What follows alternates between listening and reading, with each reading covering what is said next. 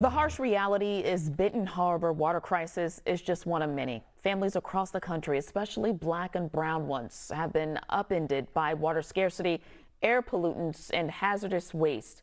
So why is this happening? Well, many experts say environmental racism is the root of the problem. We're joined by Dr. Sweta Chakraborty, and she's a risk and behavioral specialist. I apologize if I butchered your name. Also joining us is Dr. Mustafa Santiago Ali, an environmental justice policymaker and activist. I want to thank you both for joining us. So let's start off by asking this first question. What is environmental racism, Dr. Sweta?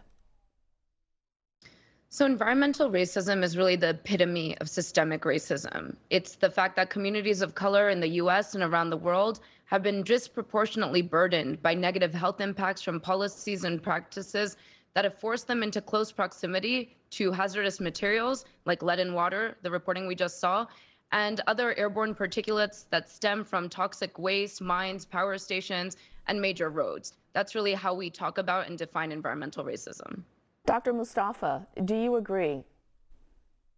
I do agree. You know, in everyday terms, environmental racism is where we place everything that nobody else wants. And the communities who are represented there are African American communities, Latinx communities, Indigenous brothers and sisters, Asian and Pacific Islander communities. And then we disinvest in those communities like you see in Benton Harbor and so many other locations. So we push people there through restrictive covenants and redlining and zoning, and then we stop actually investing in those communities and we put their lives in danger. So is what we're seeing with the water crisis in Benton Harbor, Michigan, is that an example of environmental racism?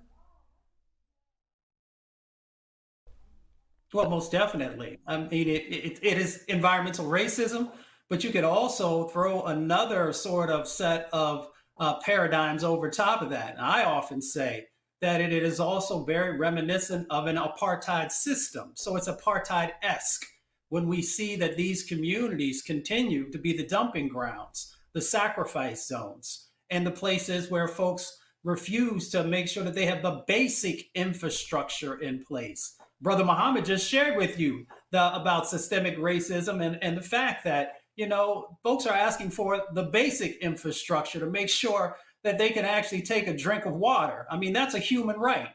You can't live but for so long if you don't have access to clean water. And that's one of the situations. We've got over 3,000 locations across the country that have higher levels of lead in their water than Flint did.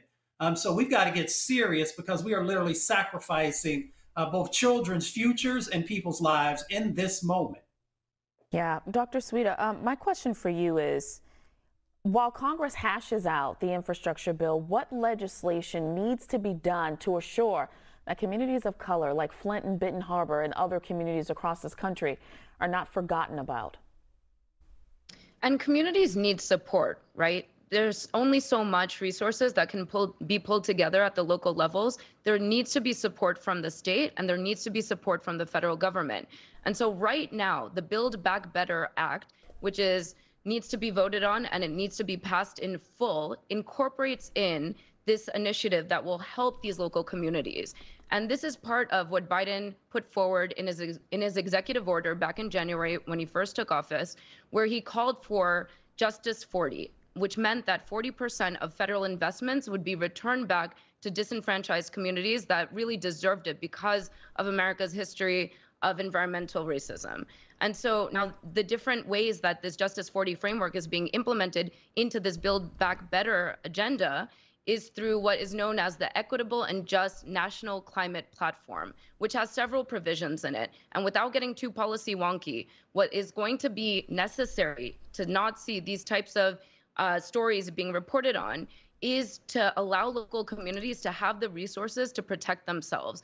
And part of this one provision that is going to allow to do that as part of this effort is the Environmental and Climate Justice Block Grant, which will give up to $500,000 for 1 to 3 years to these communities to be able to lead whatever priorities and initiatives will be able to best protect their local citizens. So that's something that needs to be part of this Build Back Better Act. We need to call Congress and make sure that this is included as part of Biden's real effort at justice for. That is the only way we're going to course correct for what is otherwise a very shameful history. Yeah, Dr. Mustafa, talk about the babies. I mean, the developmental, the behavioral things that can come about from being exposed to lead, drinking this. Lead is a neurotoxin. Lead will literally impact your brain. It lowers IQ points. It causes hyperactivity.